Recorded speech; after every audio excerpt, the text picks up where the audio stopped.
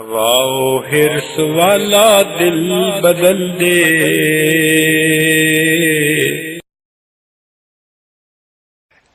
مراقبے کا طریقہ ہمارے مشائخ یہی سمجھاتے ہیں کہ انسان ظاہر کی آنکھوں کو بند کر لے. یہ بند کرنا کوئی ضروری نہیں ہے، کوئی شرط نہیں ہے، اس لیے کہ مشائخ تو کھلی آنکھوں سے ذکر کر رہے ہوتے ہیں، ان کو کہاں آنکھ بند کرنے کی ضرورت ہوتی ہے. باقی ساری زندگی انسان کھلی آنکھوں سے ذکر کرتا ہے ہر وقت. لیکن سالک چونکہ مبتدی ہوتا ہے تو توجہ مرکوز کرنے کے لیے آنکھ بند کر لے تو اس کو بہتری ہوتی ہے، فائدہ ہو جاتا ہے. ورنہ ادھر ادھر کی چیزیں اس کے خیالات کو پراگندہ کر دیتی ہیں. وہ کھلی آنکھوں سے کرے گا تو کبھی بچے کو دیکھنے لگ جائے گا، کبھی بڑے کو دیکھنے لگ جائے گا. اس لیے کہتے ہیں کہ بھئی آنکھوں کو بند کر لو، کوئی شرط نہیں ہے. اور یہ بھی کہہ دیتے ہیں کہ جی اپنے اوپر کپڑا ڈال لو، تو کپڑا ڈالنا بھی کوئی ضروری نہیں ہے. ہاں یکسوئی بڑھ جاتی ہے، اور اس کی دلیل حدیث پاک سے کہ نبی علیہ الصلوۃ والسلام پر جب وحی اترتی تھی تو حدیث پاک میں آتا ہے کہ نبی علیہ السلام اپنے چہرے انور پر اس وقت ایک کپڑا ڈال لیا کرتے تھے. سیدہ صدیقہ لانا فرماتی ہیں کہ جب واقع افک میں نبی علیہ السلام ان کے گھر تشریف لائے اور گفتگو فرما رہے تھے، اور اسی وقت محبوب صلی اللہ علیہ وسلم پر وحی کی کیفیت آئی تو آپ صلی اللہ علیہ وسلم نے چہرے انور پر وہ کپڑا ڈالا. اور فرماتی ہیں کہ جب آپ نے وہ کپڑا اٹھایا تو میں نے پیشانی کے اوپر پسینے کے وہ قطرے دیکھے جو خاص وحی کی حالت میں ہوا کرتے تھے. تو وہ اللہ کے پیارے حبیب صلی اللہ علیہ وسلم یکسوئی کی خاطر کر لیا کرتے تھے. تو سالک بھی اگر اس پر عمل کر لے تو یہ کہاں کی بدعت بن گئی بھائی؟ یکسوئی کے لیے انسان نے کیا ہے، اور کوئی ہم اس کو شرط بھی نہیں بناتے. فائدہ ہے. آنکھیں بند کرنا لازم نہیں، بہتر ہے. کپڑا ڈالنا لازم نہیں، بہتر ہے.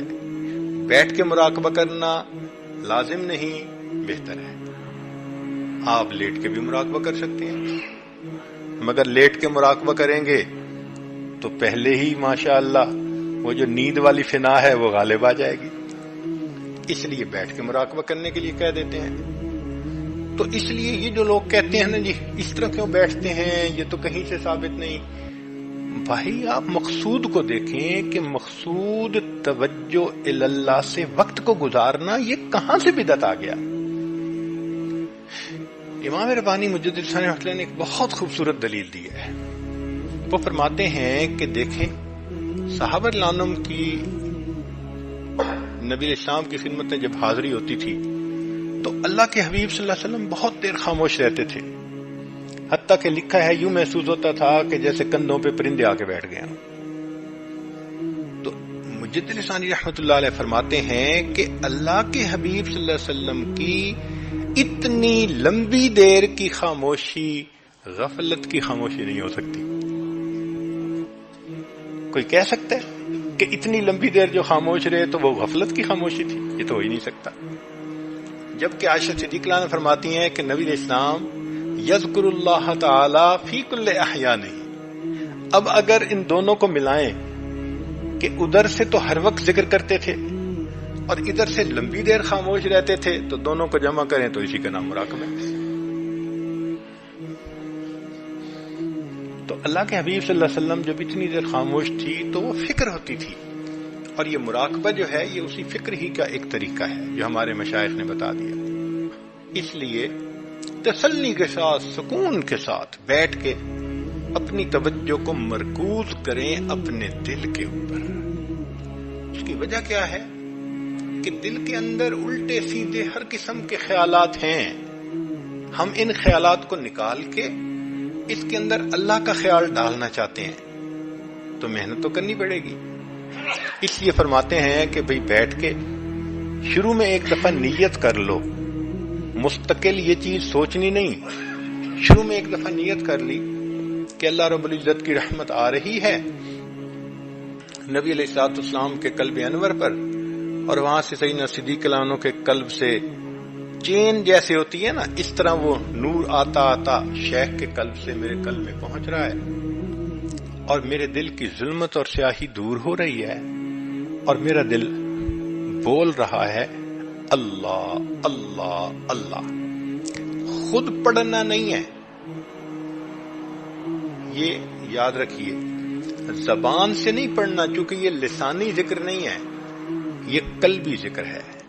تو زبان تالو سے لگی ہوئی ہو، سانس نارمل چل رہی ہو، جسم کو حرکت نہیں دینی، بس سکون کے ساتھ ایک دھیان رکھنا ہے کہ جیسے ایک کیسٹ چل رہی ہوتی ہے اور ہم سکون سے سن رہے ہوتے ہیں، توجہ سے سن رہے ہوتے ہیں، یہ دل کی کیسٹ بول رہی ہے اللہ اللہ اللہ اللہ اللہ، اور میں سن رہا ہوں. بس شروع میں نہ وہ بولے گا نہ آپ سنیں گے. ہاں، الٹے سیدھے خیال خوب آئیں گے. اب یہ الٹے سیدھے خیال جو آ رہے ہیں تو یہ ہماری روحانی کیفیت ہمیں بتا رہے ہیں کہ دیکھو اندر تمہارے یہ گند بھرا ہوا ہے. اچھا، کچھ نوجوان تنگ ہو جاتے ہیں، وہ جی آگے پیچھے خیال نہیں آتے، مراقبے میں بیٹھتے ہیں خیال آتے ہیں. بھائی ذرا دھیان کو جمانے کی کوشش کی تو جہاں دل لگا ہوا ہے وہی چیز سامنے آئے گی. تو اب تک تو دنیا میں دل لگا رہا، تو جن چیزوں میں دل، یہ تو الٹا رونے والی بات ہے کہ یا اللہ یہ میرے دل کی حالت ہے، یہ گند میرے دل میں بھرا پڑا ہے کہ ذرا میں سر جھکاتا ہوں تو مجھے یہی شیطانی شہوانی خیال آنے شروع ہو جاتے ہیں. تو اس کو تو دھونے کی ضرورت ہے. اس لیے آپ بیٹھیں اور بیٹھتے رہیں، اور اس سبق کی کامیابی بیٹھنے میں ہے. بیٹھنا جو ہے نا وہ اصل نقطہ ہے. جو بیٹھتا رہے گا، اللہ تعالیٰ کیا فرماتے ہیں، ثم تلین جلودہم وقلوبہم الی ذکر اللہ. تو بیٹھنا تو پڑتا ہی ہے، تلین جلود کا مرتبہ پہلے بیٹھنا پڑے گا. کمر بھی تھکے گی، گردن بھی تھکے گی. شیطان آ کے کہے گا گھنٹہ گزر گیا اور گزرے 5 منٹ ہوں گے. یعنی اس شیطان کی شیطانیت دیکھو کہ اگر ڈرامہ دیکھتے ہیں، ٹی وی دیکھتے ہیں، کہتے ہیں جی 5 منٹ دیکھنا ہے، تو گھنٹے کے بعد بھی کہتے ہیں بھائی گھنٹہ ہو گیا. اچھا اتنا جلدی گھنٹہ ہو گیا. اور ذکر کا معاملہ ہے تو 5 منٹ بیٹھتے ہیں تو آ کے کہہ دیتا ہے جی گھنٹہ گزر گیا، ہوتے 5 منٹ ہیں. ہمارے مشائخ نے اس کے اوپر خوب محنت کی ہے. اصل میں اللہ تعالیٰ بندے کو بیٹھتا دیکھنا چاہتے ہیں. اس کی طلب کا اظہار اس طرح ہوتا ہے. اچھا بتائیں طلب کا اظہار کیسے ہوگا؟ کپڑے پہن کے اظہار نہیں ہو سکتا، کوئی خاص صورت بنا کے بیٹھیں اس سے اظہار نہیں ہوتا. تو طلب کا اظہار کیسے ہوگا کہ یا اللہ میں طالب صادق ہوں؟ اسی طرح ہوگا نا کہ ہاتھ پھیلا کے بیٹھ جائیں دروازے کے اوپر، مراقبے میں بیٹھ جائیں. بھائی دنیا کا دستور ہے کہ جب دروازے پر کوئی فقیر صبح سے آ کے بیٹھ جائے تو مالک اس کو دے ہی دیتا ہے کچھ. تو اس میں بیٹھنا ہی پڑتا ہے ہر بندے کو. غلطی یہاں ہوتی ہے کہ بیٹھتے کم ہے. چنانچہ آپ جتنے دوستوں سے پوچھیں اکثر و بیشتر جواب یہ ملے گا، حضرت درود شریف بھی پڑھتے ہیں، استغفار بھی پڑھتے ہیں، تلاوت بھی روزانہ ہوتی ہے، بس حضرت مراقبہ نہیں ہوتا. بھئی مراقبہ ہی تو اصل چیز تھی. اگر مراقبہ نہ ہوا تو آپ کو ثواب تو ملا لیکن قرب نہیں ملا. یہ الگ الگ چیزیں ہیں. ثواب کا ملنا الگ چیز ہے، قرب کا ملنا ایک الگ چیز ہے. دیکھیں نا دنیا کی نوکریوں میں تنخواہ بڑھ جانا الگ چیز ہوتی ہے اور اس کا رینک اوپر بڑھ جانا یہ الگ چیز ہوتی ہے. تو دنیا میں بھی انسان اس کو محسوس کر لیتا ہے. اس لیے درود شریف پڑھیے خوب ثواب ملے گا، قرآن پاک پڑھیے خوب ثواب ملے گا، استغفار کیجئے خوب ثواب ملے گا. لیکن جو روحانی ترقی ہے نا وہ سبق سے ہونی ہے. اب آپ اگر مراقبہ نہیں کر رہے تو اس کا مطلب ہے کہ آپ کی روحانی ترقی نہیں ہو رہی. جہاں ہیں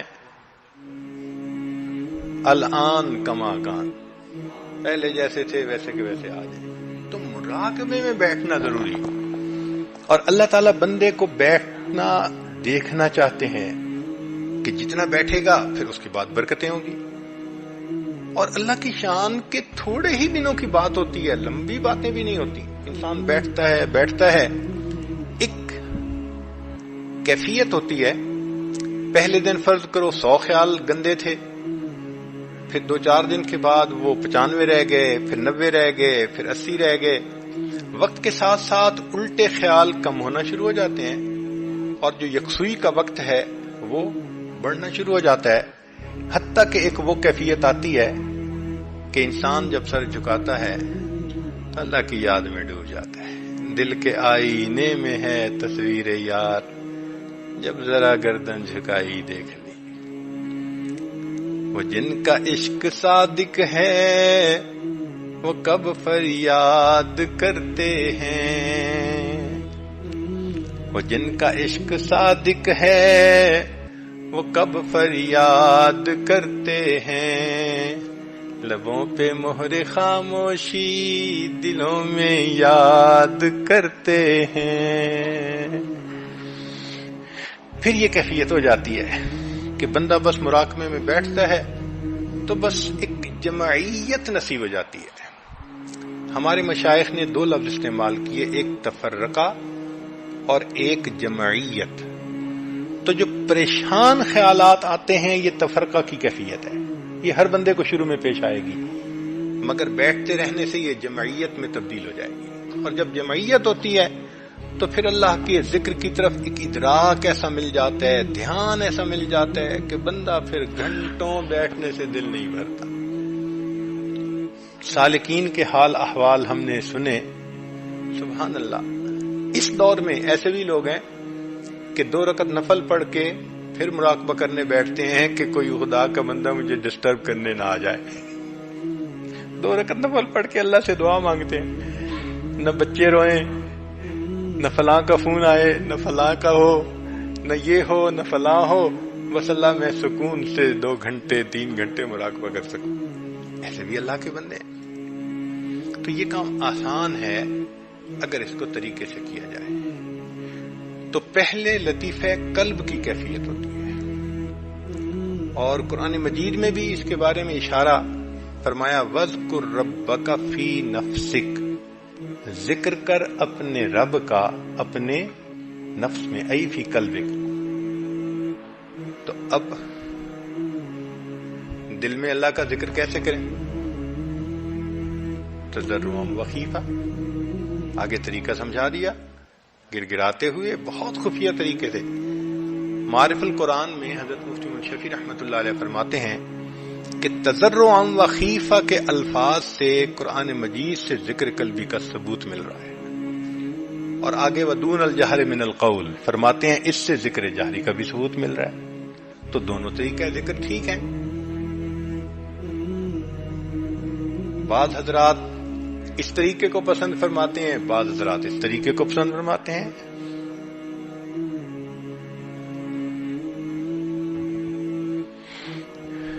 تو یہ مراقبہ اصل میں ہمارا سبق ہے.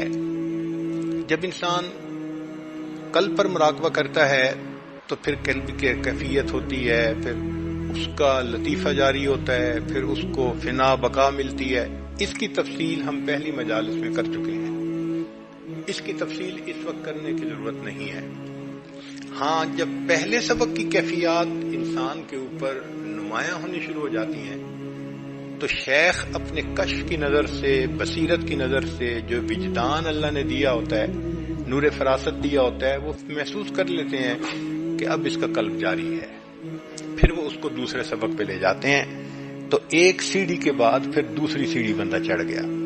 یہ اسباق کا بڑھنا، یہ حقیقت میں قرب کی منزلیں طے کرنا ہے. اس لیے اس کا دھیان رکھنا چاہیے. شیخ کو اپنے حالات بھی بتانے چاہیے، اسباق بھی بتانے چاہیے، فکر رکھنی چاہیے. یہ نہیں کہ جی اچھا چاہیں گے تو خود ہی دے دیں گے، نہیں. کبھی ایسا سوچا ہم نے، جی ڈاکٹر کو خود ہی پتہ چل جائے گا ہماری بیماری کیا ہے. جاتے ہیں تو ڈاکٹر پہلے انٹرویو لیتا ہے کہ ہے کیا، محسوس کیا کرتے ہو. اسی طرح اطلاع دینا یہ سالک کی ذمہ داری ہے. ہاں، اطلاع کے بعد اگر شیخ سبق نہ بڑھائیں تو اسی کو غنیمت سمجھے کہ الحمدللہ اور اگر بڑھا دیں تو اس پر محنت کریں، مگر اللہ سے دعا مانگے کہ یہ 35 سیڑھیاں جو ہمارے مشائخ نے طے کر دی ہیں، اللہ ہمیں اپنے مشائخ کی زندگی میں ان کو آگے بڑھنے کی توفیق عطا فرما دے۔